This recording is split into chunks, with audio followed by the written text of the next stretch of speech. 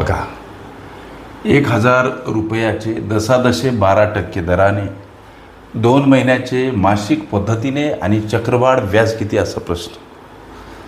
चक्रवाढ व्याज या घटकावर आधारित. इथं दशादशे हा जो दर दर्शवला, हा दर्शवलेला दर लेकरांनो वार्षिक आहे आणि प्रश्न विचारला 2 महिन्याचं मासिक पद्धतीनं चक्रवाढ व्याज विचारलं. दर वार्षिक दर्शवला, चक्रवाढ व्याज मासिक विचारलं 2 महिन्याचं. मग आता मासिक व्याजदर काय हा प्रश्न मनाशी. हे सगळा कुटाणा काय करायचा हे आम्हाला कळलं म्हणजे गणित करणं सोपं होते. मासिक व्याजदर हा जो दर्शवला हा वार्षिक दर साल दर शेकडा म्हणजे हा दर्शवलेला वार्षिक व्याजदर आहे. मग आता एका वर्षामध्ये 12 महिने असतात, व्याजाचा दर 12% आहे. ह्याला जर भाग दिला तर मासिक व्याजदर किती त्याचं उत्तर प्राप्त होते 1%. मग आता पहिली गोष्ट गणित काय म्हणते, 2 महिन्याचं मासिक पद्धतीने चक्रवाढ व्याज किती 1000 रुपयाचं. आता इथं मासिक दर 1% झाला. मग आता याची मांडणी कशी करायची बघा. पहिल्या महिन्याचं व्याज काढू आम्ही. पहिल्या एकूण 2 महिन्याचं व्याज काढायचं. पहिल्या महिन्याचं व्याज हे तुम्ही सरळ व्याज पद्धतीनं सुद्धा काढू शकता. बघा, मुद्दल आहे लेकरांनो 1000 रुपये, व्याजाचा दर 1 आहे. एका महिन्याचं व्याज छेदस्थानी सूत्र सांगते त्याप्रमाणे 100 असतात. मग सर इथं महिन्याचं व्याज काढतात तेव्हा गुणीला 12 घेतात छेदस्थानी, असा तुमच्या मनामध्ये विचार आला असेल. लेकरांनो घेतात ही गोष्ट खरी, परंतु इथं आम्ही व्याजाचा दर हा मासिक पद्धतीमध्ये कन्वर्ट केला, त्याच्यामुळं व्याजाचा हा दर आम्ही काही वार्षिक ठेवला नाही म्हणून 12 घ्यायची गरज नाही.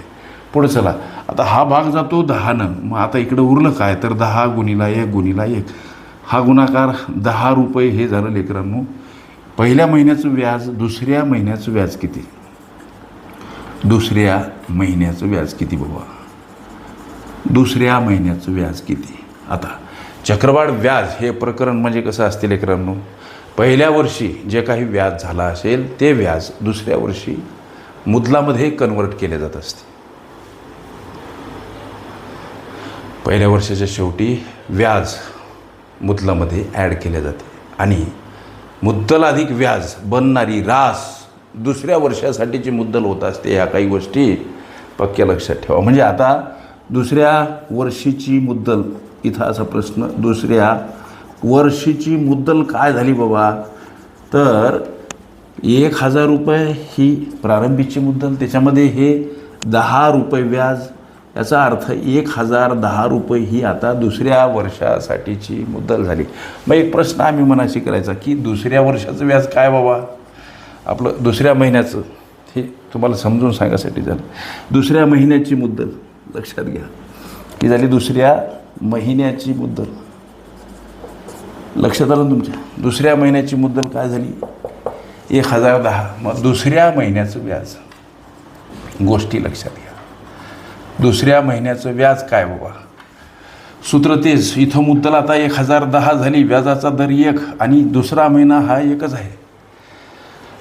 लक्ष द्या, छेदस्थानी सूत्र सांगते त्याप्रमाणे 100. इथं हा भाग कसा जातो तर 10.1000 10.1 जातो लेकरांनो. लक्ष द्या, 10.1 वाटल्यास 10.1 आणि याला गुणीला 100 करा. लक्ष द्या, हे 2 शून्य अगोदरच जर घेऊन ठेवले तर 1 1 1 दशांश चिन्ह नाही असं समजून हा गुणाकार 1 0 0 आणि 1 1 1. एक घर सोडून दशांश चिन्ह, एक घर सोडून दशांश चिन्ह दिलं, दशांश चिन्हानंतरच्या शून्याला काही महत्त्व नसते. म्हणजे आमचा हा भाग बरोबर आहे. 10.1 आणि याला गुणीला 1 म्हणजे 10.1 रुपये हे दुसऱ्या वर्षाचं व्याज झालं. आम्हाला 2 महिन्याचं मासिक पद्धतीनं चक्रवाढ व्याज विचारलं. तुमच्या प्रश्नाचं उत्तर लेकरांनो, पहिल्या महिन्याचं व्याज 10 रुपये अधिक दुसऱ्या महिन्याचं व्याज 10.1 रुपये. मग याची जर बेरीज केली 10 10 20.1 रुपये असा जर पर्याय नसेल तर याचाच अर्थ असा की 20.10 आणि हे रुपये. लक्ष द्या, 20.1 रुपये म्हणजे 20 रुपये 10 पैसे असा त्याचा अर्थ. ओके, 1000 रुपयाचे 10.12% दराने 2 महिन्याचे मासिक पद्धतीने चक्रवाढ व्याज किती सर? 20.10 रुपये, म्हणजेच 20 रुपये 10 पैसे. हे तुमच्या विचारल्या प्रश्नाचं उत्तर. ओके. अर्धवार्षिक चक्रवाढ व्याजदर, 6माही व्याजदर, सरळ व्याज, चक्रवाढ व्याज, व्याजदर काढणे, मुदल काढणे, सरळ व्याज चक्रवाढ व्याजातील फरक दर्शवला असता मुदत व्याजदर काढणे, ह्या सर्व माझ्या प्लेलिस्ट अवश्य बघा. त्यामध्ये विविध स्पर्धकांनी विविध अंगांनी विचारल्या संभाव्य अशा असंख्य प्रश्नांचा सराव तुम्हाला करता येईल.